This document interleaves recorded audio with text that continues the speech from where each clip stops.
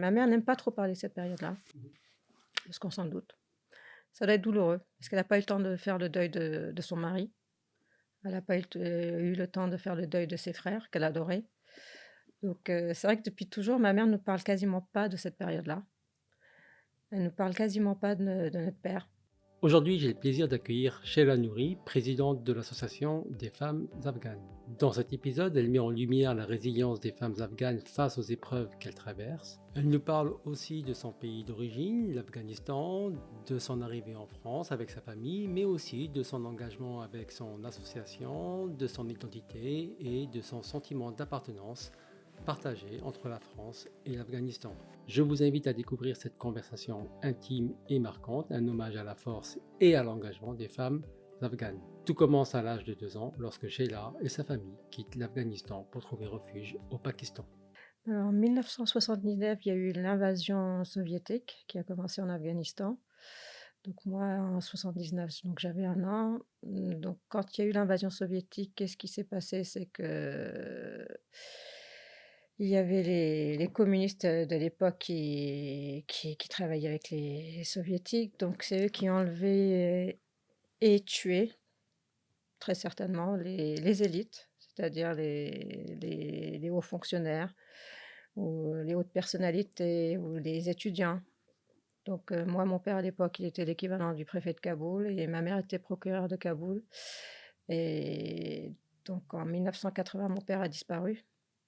Donc on se doute bien qu'il a été enlevé et tué. Donc on a perdu et mon père et 2 de mes oncles. J'avais un oncle qui était en fac de médecine. Donc on l'a enlevé avec beaucoup d'autres jeunes étudiants. J'avais un autre oncle qui était qui faisait partie de la résistance. Pareil, lui également enlevé, et plus de nouvelles jusqu'à aujourd'hui. Donc depuis 1980 jusqu'à aujourd'hui, on a été une famille endeuillée de 3 personnes. C'est ce qui a fait que voilà, le parcours migratoire de la famille Nouri a commencé. Comment vous avez fui? Comment ça s'est passé? Ça s'est passé de manière individuelle, en famille? En famille, En famille? en famille. D'accord. Ma mère est partie avec moi, ma sœur, parce que nous sommes une fratrie de 4, 2 frères, 2 sœurs. J'ai 2 frères aînés, ensuite il y a ma sœur et moi. Donc elle nous a pris tous les 4, avec ma tante qui était une adolescente à l'époque, et elle a fui. Elle a fui à travers les montagnes. On n'était pas les seuls. Je pense que il y avait ma mère n'aime pas trop parler de cette période-là, parce qu'on s'en doute. Ça doit être douloureux, parce qu'elle n'a pas eu le temps de faire le deuil de son mari. Elle n'a pas eu le temps de faire le deuil de ses frères, qu'elle adorait. Donc c'est vrai que depuis toujours, ma mère ne nous parle quasiment pas de cette période-là. Elle ne nous parle quasiment pas de notre père. D'ailleurs, hier, elle nous a fait une remarque. Mon avant-dernier petit-neveu, il a 6 ans. Il demande des nouvelles de son grand-père. Pourquoi est-ce qu'il est mort? Pourquoi est-ce qu'il y a eu la guerre? Et ma mère m'a dit: «Mais écoute, c'est l'unique petit-enfant qui pose des questions sur son grand-père». J'ai regardé ma mère, j'ai dit: «Maman», j'ai dit: «En fait, c'est de ta faute». Je dis: «Moi-même, j'ai rien à raconter à mes enfants parce que tu ne parles pas de notre père». Moi-même, je ne sais pas qui c'était vraiment au final. Tout ce que je sais, c'est le travail qu'il faisait et qu'il nous aimait. Mais en dehors de ça, je ne sais pas ce qu'il aimait faire ou ne pas faire. Je sais qu'il t'adorait, mon père, parce que ça, elle nous explique ça par contre tout le temps que voilà. Mais en dehors de ça, je dis: «Mais nous, on n'a jamais rien on n'a rien à raconter à nos enfants sur notre père, sur leur grand-père». Quelle image tu as de ton père? J'en ai aucune. J'ai très peu de photos de mon père, puisque quand ma mère a fui, à l'époque, les maisons étaient fouillées, donc il y a quasiment pas de photos de mon père. Je crois que j'en ai 2. Un où il était très jeune à l'époque où il était soldat et une autre photo, où il est tout beau en costume de travail. Il est beau, hein, enfin il était beau. Est-ce que ça te procure des émotions quand tu penses à lui? Oui. Là, avec le temps, mon père me manque énormément. Pourtant je l'ai pas connu, hein, 2 ans, c'est ma sœur, elle a encore le souvenir de mon père. Elle dit: «Je me souviens la dernière fois où il est parti». Je me dis: «Tu as cette chance-là, moi je l'ai pas, j'ai aucun souvenir». Donc moi j'ai les 3 aînés ont cette chance-là. Pourtant ma sœur, on a qu'1 an de différence. Elle avait 3 ans quand mon père a disparu, mais elle se souvient, hein. Mmh. Et je la regarde, mais je suis envieuse parce que j'ai aucun souvenir J'imagine, ouais. et malgré tout, je l'aime. Avec le temps, c'est bizarre, hein. Une personne que j'ai jamais connue, enfin que j'ai connue très peu de temps et dont j'ai aucun souvenir, avec le temps, ça manque. Ta famille s'est réfugiée ici, en France. Tu avais 6 ans. 6 ans et demi. Vous êtes arrivé avec quel statut? On est arrivé avec le statut de réfugié. Réfugié, des fois, je me dis toujours qu'on était apatride, mais je me dis que non, on n'était pas apatride puisqu'on arrivait même si on était au Pakistan, on était afghans quand même, donc si, nous étions réfugiés. Donc avec le statut de réfugié, on a eu rapidement le le statut. À l'époque, il y avait même pas besoin le monde voyait ce qui se passait en Afghanistan. Donc on l'a eu très, très rapidement. On a passé un mois ici à La Défense, à Paris. Ensuite, on a été transférés à Alençon dans l'Orne. Quelles étaient les conditions d'accueil à Alençon? Très, très bien. Mmh. Honnêtement, on a été reçus au foyer, des demandeurs d'asile où en fait, on a été mais vraiment plus que privilégiés. Puisque c'est la première fois qu'en fait, eux recevaient une famille d'Afghans. Alors que par la suite, on a vu qu'il y avait une autre famille afghane qui était là bien plus avant que nous. Mais on nous a attribué tout, le dernier étage de ce de cet hébergement où on avait chacun notre chambre, mais vraiment, on a été reçus comme des rois. Ça change de maintenant quand je vois comment sont reçus les demandeurs d'asile, je leur dis: «C'est pas du tout pareil». Depuis votre départ, la famille de l'Afghanistan, Mmh. est-ce que vous avez eu l'occasion d'y retourner? Alors moi, je suis celle qui a mis le plus de temps pour y retourner. Donc ma mère y est retournée plusieurs fois, mes frères, ma sœur également. Puis moi, 2014, le déclic. Le déclic pourquoi? Parce qu'il faut savoir que mon père avait 2 femmes à l'époque.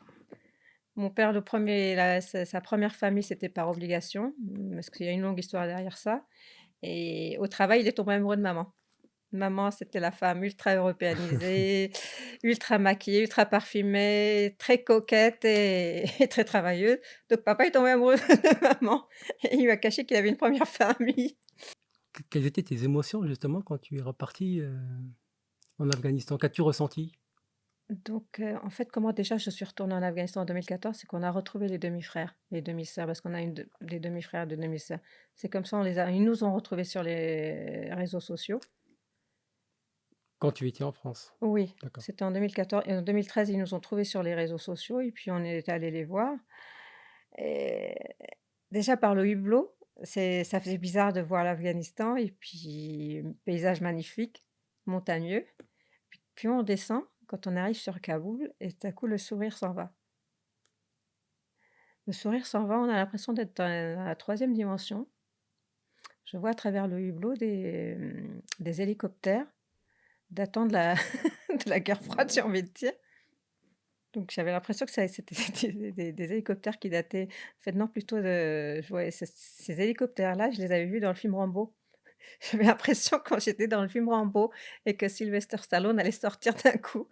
Je dis: «Mais qu'est-ce que c'est que ce truc?» Je dis: «C'est enfin, on a l'impression que c'est une blague, mais non» et en fait, les traces de l'invasion soviétique sont là et quand je suis descendue dans l'aéroport, quand on est arrivé dans l'aéroport et là, j'ai pleuré. Parce que nous, en tant qu'Européens, on entend qu'il y a eu des milliards et des milliards qu'on a versés à l'Afghanistan. Donc moi, c'est la Française qui s'attend, qui a quitté Charles de Gaulle 10 heures avant, qui fait une petite escale à Ankara, toujours magnifique, et là qui arrive à Kaboul quand même, la capitale de l'Afghanistan, où des milliards ont été donnés. En fait, c'est d'une tristesse l'aéroport, le hall d'entrée et d'accueil, tout, je vois tout et je dis: «Mais qu'est-ce que c'est que ça?» Je pleure parce que je me dis: «Mais c'est quoi ça?» Je pleure d'abord avant de rencontrer ma famille, je pleure parce que je me dis: «Où sont passés Tout l'argent, tout l'argent?» mmh. Et ensuite je pleure parce que je découvre la famille et ça c'est des pleurs de joie. Est-ce qu'il vous reste de la famille en dehors de la famille, demi-frères, demi-sœurs? J'ai un cousin, j'ai des cousines que j'ai rencontrées. Ça fait bizarre parce qu'ils se souviennent de nous. Ça faisait très bizarre, ils se souvenaient tous de nous, alors moi j'étais là, j'avais l'air d'une idiote, j'ai pas de souvenir. Est-ce que le fait d'être reparti en Afghanistan, ça a renforcé ton lien avec l'Afghanistan? Ah totalement. Moi quand je suis descendue, j'ai eu le coup de foudre pour le pays. C'est ce que je dis toujours, d'habitude on tombe amoureux d'une personne et moi je suis tombée amoureuse du pays. On me dit: «Parce que c'est ton pays». J'ai dit: «Non, puisque j'ai aucun souvenir». Je n'ai aucun souvenir, c'est sans rire, je n'ai aucun souvenir. Pour moi, c'était un pays étranger. Moi, j'étais une étrangère dans le pays où j'étais née, mais ce n'est pas mon pays. Parce que en fait, on m'a expliqué: «Tu vois, là, c'est la maison de tes parents». Puis, bah, quelqu'un l'a acheté, puis j'étais là, mais j'ai dit: «J'aimerais bien rentrer visiter». On m'a dit: «Non, ça se fait pas ici». Tu es toujours afghane en termes de nationalité? Non, je suis Non, française. tu n'as plus la nationalité afghane? En fait, on n'a jamais eu la nationalité au final. Quand on est Ta arrivé, on était réfugiés. Oui, mais ta Mmh, maman l'a eu donc ma maman donc oui, par maman, oui, on était mais de toute façon, il y a pas de convention, il y a jamais eu de convention, donc on n'a jamais pu avoir la double nationalité. d'accord. Tu es intimement lié à l'Afghanistan maintenant. Comment tu en es arrivé à ton combat pour les femmes afghanes? Donc l'évolution, c'est durant quand je suis allée les 3 fois de suite, où normalement on est censé c'était un pays libre pendant 20 ans soi-disant. C'était libre, ça oui. Libre oui et non, parce que quand vous sortez et que vous êtes obligé de regarder sous les voitures, c'est pas quelque chose qu'on fait ici en France, hein. En sortant, regarder s'il y a pas quelqu'un n'a pas mis une mine sous la voiture. Ça, c'est choquant. Quand vous voyez tout le monde qui fait ses ablutions pour sortir et à un moment donné, j'ai fini par dire, «Waouh, mais dis donc, vous êtes ultra religieux» et mes neveux m'ont dit: «Il y a quelque chose que tu n'as pas compris». Je dis: «Non, mais c'est bien, bravo». Je dis: «Je suis musulmane tout comme vous, hein». Ils me disent: «Mais non, c'est on est musulmans, oui, et Dieu merci, mais le problème, c'est qu'on sort, on ne sait pas si on va rentrer vivant ce soir. Donc si on doit sauter sur une bombe, autant qu'on soit pur». Et c'est des mots qui font mal, des jeunes, pourtant avec le sourire, hein, et ça les arrête pas, ils sortent, ils s'amusent entre copains, copines, parce qu'à l'époque, ils sortaient entre garçons et filles et moi, ça m'avait choquée, de les entendre me dire ça, dire: «Bah, voilà, en fait, les ablutions, c'est surtout parce qu'on a peur de pas en sortant de voilà, qu'il y ait un attentat et qu'on fasse partie des morts, quoi». Et c'est comme ça qu'est né Militantisme, oui, ton militantisme. Et l'association a été créée en quelle année? en 2021. Peux-tu nous parler de ce que fait l'association des femmes afghanes? L'association, au début, on l'a créée avec ma sœur, aînée Niloufar et mon frère, parce qu'on oublie toujours mon pauvre frère. Ça a été une association très familiale. Donc 2021, ma sœur dit: «Tiens, bah, on crée l'association». Elle m'a dit: «On crée l'association, on va organiser plutôt créer des centres de formation». Parce qu'il faut savoir que les femmes, c'est pas nouveau qu'elles sont interdites d'étudier. Dans les on va dire dans les villages et autres, les femmes n'étudient pas. Et donc on a dit: «OK, on part comme ça» et puis les femmes, dès le début, ont dit: «Mais vous avez pas compris? Déjà avant la prise des pouvoirs des talibans, elles mouraient de faim». Mais elles ont dit: «Mais qu'est-ce que tu veux qu'on apprenne si on a l'estomac vide?» Et c'est la claque qu'on se reçoit, une deuxième claque. On se dit: «Bah, elles ont raison». Dès le début, elles ont commencé à vendre leurs enfants pour manger, puisque les talibans ont pris le pouvoir, c'est bien beau, mais qu'est-ce qu'ils ont fait depuis 3 ans? Dès le début, qu'est-ce qu'ils ont fait? À part abaisser la femme. Donc tout ça, ça fait que ça réveille la conscience de dire, si on peut faire quelque chose en faisant de l'humanitaire principalement. Le but de l'association, c'est d'aider les femmes isolées avec enfants. Pourquoi les femmes isolées? Parce que moi, je suis mère, célibataire, au final, j'ai 4 enfants et je trouve que je galère énormément en France, alors qu'on a toutes les aides qu'on veut. Et qu'en Afghanistan, il y a pas d'aide. C'est tu travailles, tu as à manger, tu ne travailles pas, tu n'as rien, tu meurs de faim. Et bah, ça réveille et on se dit: «Si moi je galère là et si j'arrive, je peux aider au moins une femme déjà, c'est déjà une femme de sauvée». Et là, je trouve qu'on fait quand même pas mal. C'est pas une femme, c'est une trentaine de femmes avec enfants, donc plus de 1000 familles par mois. Pour une petite association, provinciale, je trouve qu'on s'en sort plutôt pas mal. Peux-tu nous partager une action menée par ton association? Concrète, c'est tous les mois ce qu'on fait, une distribution alimentaire tous les mois. Ça, c'est tous les mois, c'est mensuel. Comment ça se passe, cette distribution alimentaire? On envoie de l'argent à notre propre équipe sur place. On a un chef de mission D'accord. qui va voir les chefs de quartier, ceux qui ont la liste des femmes, isolées. Parce que moi, je tiens vraiment à ce que ça soit des femmes isolées ou qui ont des maris vieux ou handicapés, il y en a énormément. Et je tiens à aider à ce qu'on change tous les mois les femmes, parce qu'il y en a énormément. Je veux pas qu'elles dépendent de nous et tous les mois, donc l'équipe va acheter du riz, des pâtes, sauce tomate, de l'huile, tout ce qui est possible d'acheter. Ensuite, on fait venir ces femmes dans un lieu bien précis, puis on fait les distributions. Il y a des femmes qui sont malheureuses de Mmh. par leurs conditions.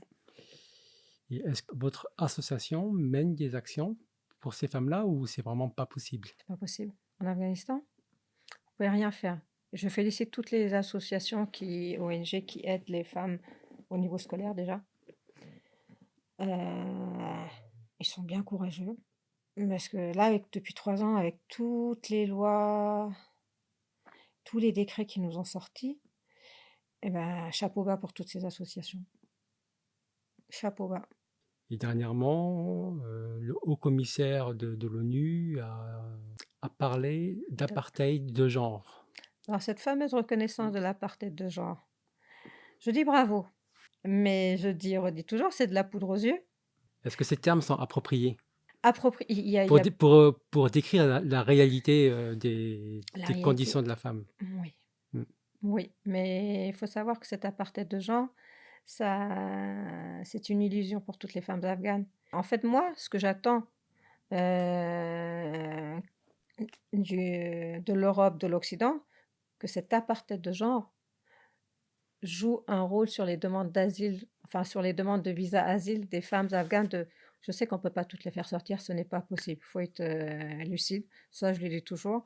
On peut pas faire sortir tout le monde, mais il y a beaucoup, beaucoup d'activistes qui sont vraiment en danger, qui sont surtout dans les pays limitrophes. Il y a beaucoup de journalistes, beaucoup d'actrices, beaucoup de chanteuses qui sont même dans Kaboul même et qui sont en demande qui ont fait leur demande de visa asile, qui ne l'obtiennent pas et ça ne joue pas sur ces demandes de visa. Donc cet aparté de genre, au final, c'est quoi? C'est un coup de com' pour, l'Occident. Donc c'est un petit début, mais moi j'attends la suite et je l'ai toujours pas. Les femmes ne l'ont pas. Mmh. Depuis 2021, des restrictions de plus en plus sévères ne permettent pas aux femmes de vivre librement Mmh. et on a aussi des jeunes filles qui n'ont plus accès à l'éducation, qui sont privées d'éducation. Alors faut savoir, depuis 2021, depuis la prise de pouvoir, il y a toujours des femmes qui travaillent quand même. Ils peuvent pas toutes les femmes à la maison. Déjà à l'aéroport, ce sont les femmes qui vous fouillent. Donc il faut bien parce qu'il y a beaucoup de femmes qui vont quand même en Afghanistan, des occidentales. Donc celles-là, c'est pas ils peuvent pas se permettre, donc ils sont obligés de garder les femmes. Et dans certains d'autres métiers aussi, il y a toujours des femmes. Par contre, le grand changement, c'est les étudiantes.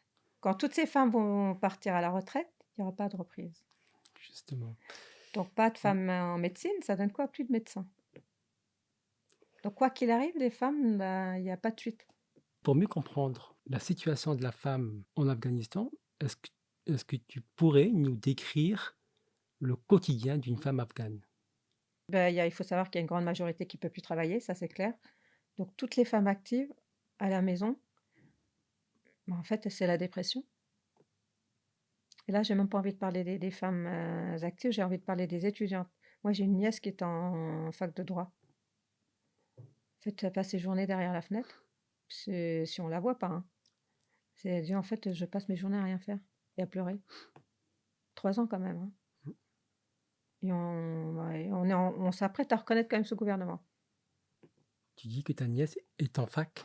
Était, Était en fac, était était. en fac. Là, elle est plus rien. Mais il y a plus de fac. Comment comment les femmes afghanes parviennent-elles à résister? Est-ce Bah, les qu'il réseaux y a sociaux, des écoles oui, clandestines ou des... heureusement. Mmh, C'est ce que je disais tout à l'heure, toutes les ONG ou associations qui font ça, c'est un travail, gigantesque. Il y a les radios aussi, comme, la radio Begum, où franchement c'est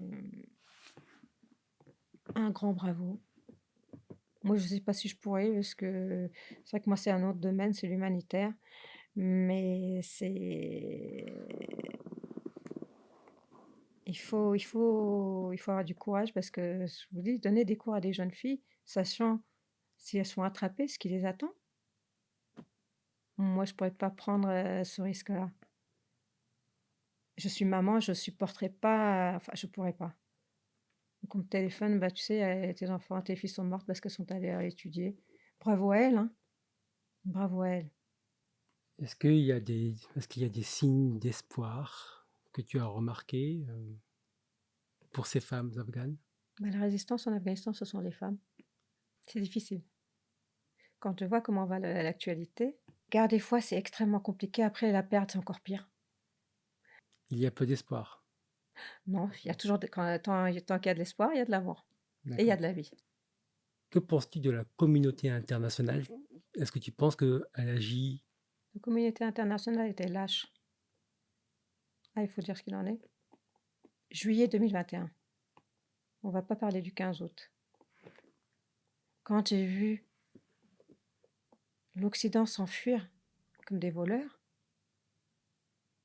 ah, je dis qu'est-ce qu'on est lâche. On a fait espérer un pays où le problème, c'est moi, quand j'ai mis les pieds la première fois, le problème était visible, hein. Moi qui n'ai pas fait les grandes écoles, hein. Mais alors, tous nos grands politiciens, ils n'ont pas vu le problème en Afghanistan. Ils n'ont pas vu le problème. Le problème était simple, c'était la corruption. Oui. Une corruption à 2000%.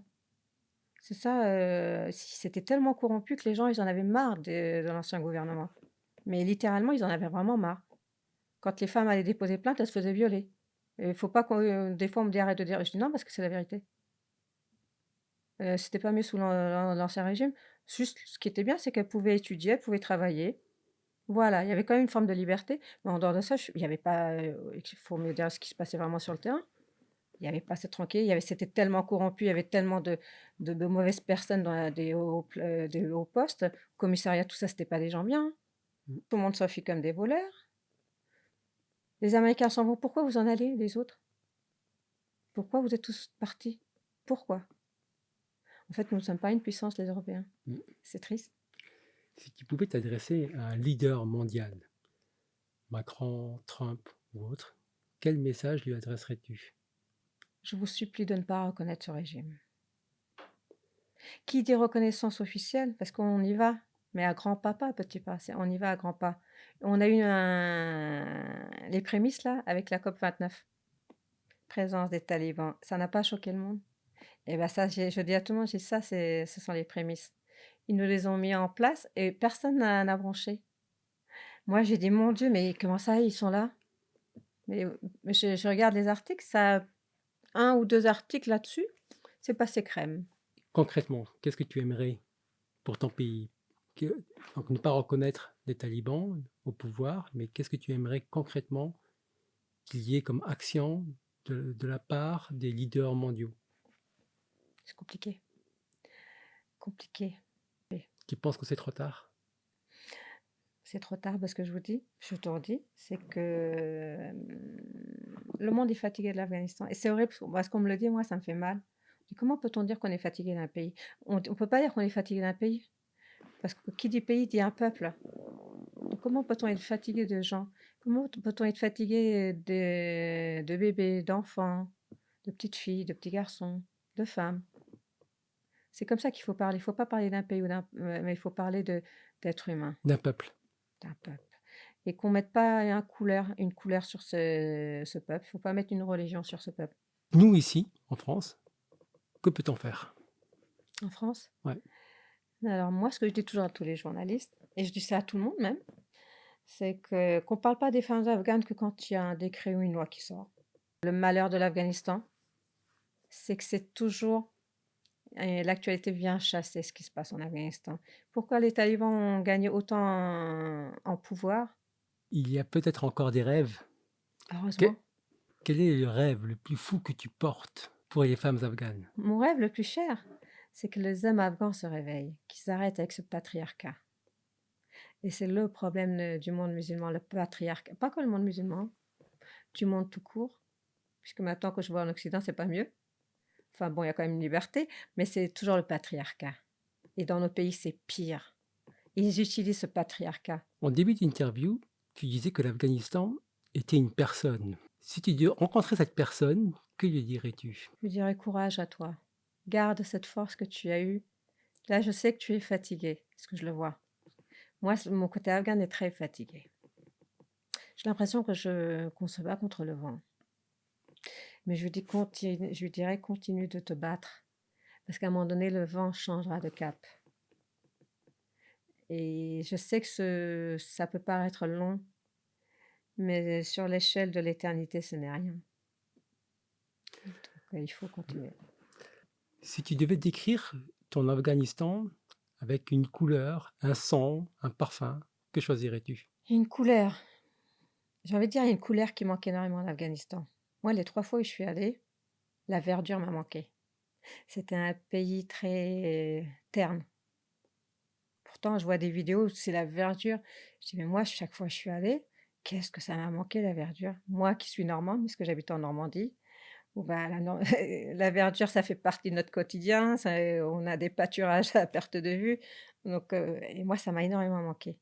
C'est vrai que c'était que du marron, du beige. Alors moi, honnêtement, quand je vois des images de l'Afghanistan, je ne vois que des montagnes pelées. Il y a pas de végétation. En tout cas, moi, j'en ai jamais vu, hein. Je ne vois que des photos, bien entendu, mais je n'ai jamais vu de végétation. Pourtant, la couleur verte, fait partie du drapeau afghan, hein. Donc parfum, pareil, il y avait pas de fleurs. J'ai pas vu de fleurs, Mm. ça m'a manqué. Donc une fois, j'ai dit: «J'aimerais bien qu'on m'offre des fleurs là, j'aimerais bien avoir des fleurs en Afghanistan». «Ah mais tu fais ta difficile». Je dis: «Non mais j'aimerais où sont les fleurs? Vous avez des fleuristes déjà?» «Oui, mais ils sont où? Parce que moi je les vois pas». J'aimerais maintenant qu'on parle un peu de toi et de ton intégration ici en France, non pas seulement à travers ce que tu fais, mais à travers ce que tu es. Si tu devais te définir en un mot ou une phrase. Alors mes amis me disent que non, mais je suis quelqu'un d'extrêmement introverti. On me dit: «Mais on dirait pas». Je dis: «Si, je suis quelqu'un qui manque énormément de confiance». Pourquoi? À cause de mon parcours. Parce que je dis et redis toujours à mes amis, c'est qu'il faut savoir, c'est pas parce qu'on est ici que le malheur ne nous poursuit pas. On a tous nos malheurs. C'est pas parce qu'on est afghan ou qu'on en a plus. J'ai envie de dire, quand je vois mon parcours, j'ai un parcours de vie qui est ultra chargé en malheurs, pour faire court.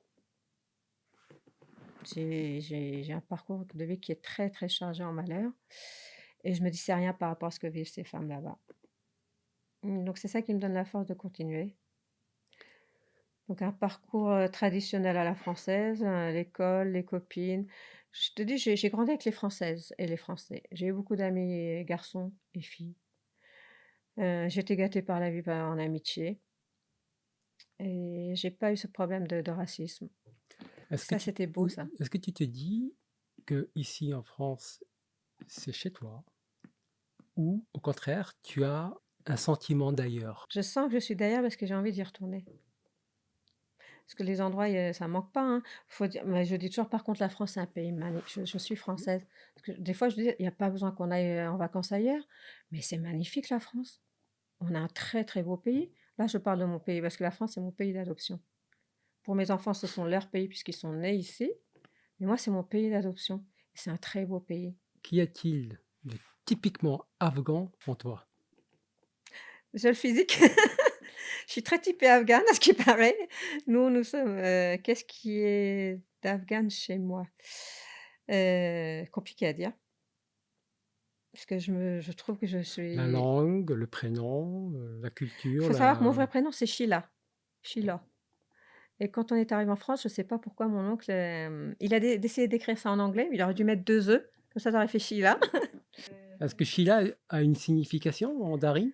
Je sais plus, on me l'a dit, c'est un prénom que mon oncle qui a disparu, qui était en fac de médecine, avait choisi. Tout le monde a 2 prénoms, moi dans la famille, je suis l'unique à avoir qu'un seul prénom. Et j'aime beaucoup mon prénom. Sheila, de toute façon, c'est la même Donc, ce personne. qui est typiquement afghan, c'est ton prénom. Oui, Et qu'est-ce que tu considères en toi de purement français? de purement français, mon caractère. Je grogne énormément en ce Caractère de moment. normande? Je sors des mots, même certains Normands me disent: «Mais purée, mais nous on le dit même plus toi, comment tu le sais?» Je dis: «J'en sais rien, peut-être parce que j'ai grandi ici». Des fois je dis: «Bah, je suis normande et d'adoption bien sûr et contente et heureuse». Mais je renie pas du tout, mon passé et je renie pas du tout mon présent. Est-ce que tu parles le dari avec tes enfants? Oui, j'ai tenu à faire le même travail que ma mère a fait sur nous. Donc moi, les enfants, tant que je les avais pas inscrits, en maternelle, c'était que du dari. Quelles sont les valeurs ou les principes issus de la culture afghane que tu transmets à tes enfants? Le respect, le respect des aînés, Le respect est un principe universel. qui se perd énormément en Occident, je le vois. En tant que Française, je le vois de mes propres yeux. Qu'est-ce qui est typiquement respectueux à la mode afghane? Nous, c'est le respect de nos aînés. Et mes enfants, je les ai énormément éduqués dans la culture, dans la double culture, mais ils se sont plus penchés dans la culture française où, les aînés ont moins d'importance.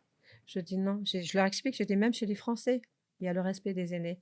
Ça s'est perdu avec le temps, je le vois. Ça fait quand même depuis 86 que je suis en France. Je fréquente énormément d'amis français et je le vois de mes propres yeux. Mon père de cœur, c'était un Français. Mm. Il a été abandonné par son fils, il est mort de chagrin. Je dis: «Ça, c'est un exemple concret, j'ai pas besoin de vous dire, j'ai entendu». J'ai dit: «Vous avez vu de vos propres yeux mon père de cœur, c'était votre grand-père de cœur. Il est mort de chagrin». Mes enfants adoraient leur grand-père de cœur. Ils étaient plus proches de leur grand-père de cœur que leur vrai grand-père qui n'en avait rien à faire au final. Donc je disais: «Voilà, un respect». C'est là l'Occident, il y a je vois beaucoup de cas de mon père de cœur ou beaucoup de personnes âgées où les enfants les abandonnent, les petits-enfants. Chez nous, ça ne se fait pas. Dans la culture afghane, on n'abandonne pas ses parents. C'est pas un dû, c'est un respect. Si c'est et là, je redis à mes enfants, j'avais ma mère chez moi 15 jours et ma petite dernière qui a 19 ans, Lisa, a commencé à parler, toute contente à prendre partie de ma mère. Puis à un moment donné, elle a dit je sais plus quoi à ma mère, elle l'a remerciée. J'ai dit: «Tu peux la remercier parce que sans elle, tu ne serais pas là, ma chérie» et c'est là le respect. Tu dois comprendre. Ça, c'est la vie. Elle, c'est la vie. Elle a connu ce que vous ne connaîtrez, Dieu merci, grâce à elle, jamais. Est-ce qu'il y a une recette ou un plat afghan qui te connecte instantanément avec ton pays natal? Bah, c'est le riz. Comment c'est cuisiné? C'est pas mon plat préféré, le riz, mais comme nous sommes sur le continent asiatique, bien évidemment, nous aimons le riz et c'est le meilleur riz au monde et il y a 2 façons de cuire. Il y a le riz blanc, qui est toujours bien meilleur que le riz français, je suis désolée, qui a toujours du goût et il y a le riz, au caramel salé, j'appelle ça. Si on fait du caramel En fait, c'est un plat sucré-salé?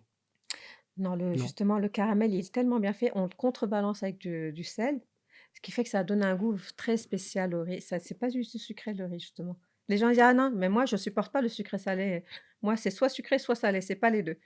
Et ce riz-là, caramel salé, les gens je dis: «Goûtez après» et je me dis: «Mais c'est vrai, ça a un goût spécial». Tu voyez, c'est pas sucré. Donc ça te connecte Directement à directement l'Afghanistan. avec, Puis les couleurs parce qu'il y Afghanistan? a dessus Mmh, on met mmh. du raisin sec. Ça, c'est le côté sucré, j'enlève toujours les raisins secs. Des carottes râpées, des amandes, enfin des couleurs. Si tu devais choisir un mot en dari qui reflète le mieux ton parcours, ce serait lequel? Ce serait lequel? Et en nous donnant la signification et pourquoi?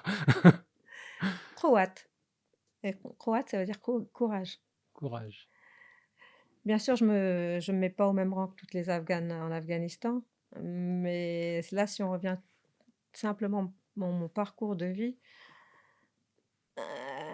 on me le dit souvent et moi je le dis non et maintenant je me dis: «Oui, j'ai eu beaucoup de courage». Par rapport aux autres, honnêtement, je ne suis rien, hein. Mmh. Je préfère quand même le dire. Mais si à titre privé, on doit me dire comment tu te qualifierais, quand même courageuse. Merci Sheila pour ce moment. Merci à toi, Jamel. Je vais te laisser le dernier mot en te posant 2 dernières questions Mmh. et tu pourras y répondre comme tu le veux. Si tu avais un message à adresser à une jeune fille afghane, lequel serait-il? N'abandonne jamais. Sois la porte-parole de toutes celles qui ne peuvent plus parler. Parce que désormais, il y a que ça, c'est être leur porte-voix. Souhaites-tu transmettre un dernier message? Aider comment parce qu'on me dit toujours: «Comment peut-on vous aider?» Là, j'ai envie de vous dire, il y a pas que mon association, nous sommes beaucoup. Et moi, je suis solidaire avec toutes les associations, toutes les ONG. Donc si vous pouvez aider toutes les associations, toutes les ONG, par un petit don, ceux qui ont un très peu de moyens. Qui n'ont pas de moyens, c'est grâce à en parler autour de vous. Vous avez un site internet? Oui, Donc ça je s'appelle mettrai Afghan le de lien du ouais. site internet Donc un quand don, je publierai c'est le podcast. voilà, donc il y a un site, Facebook où vous voyez tout ce qu'on Mmh, fait tous les mois.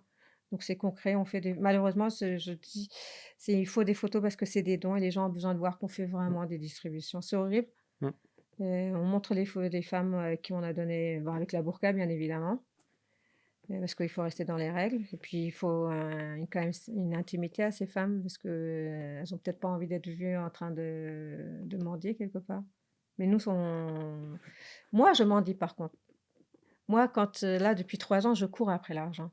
Je cours après les personnalités. Je cours après les politiques. Certains font des promesses en l'air. Ces personnalités-là, je n'en veux pas. Pour l'humanitaire, j'ai pas besoin de courir derrière, messieurs, mesdames, les politiques et les personnalités. Pour l'humanitaire, c'est à vous de venir dire: «Est-ce qu'on peut vous aider? Comment?» C'est pas: «Je dois vous courir derrière», non. Ce sont des gens simples après qui je cours et qui me donnent de l'argent et ça fait du bien. Bah, j'espère que cet épisode sera un des relais parmi d'autres qui permettra de faire entendre ton message. Merci Et Jamel. merci encore une fois Merci à toi. pour cette conversation.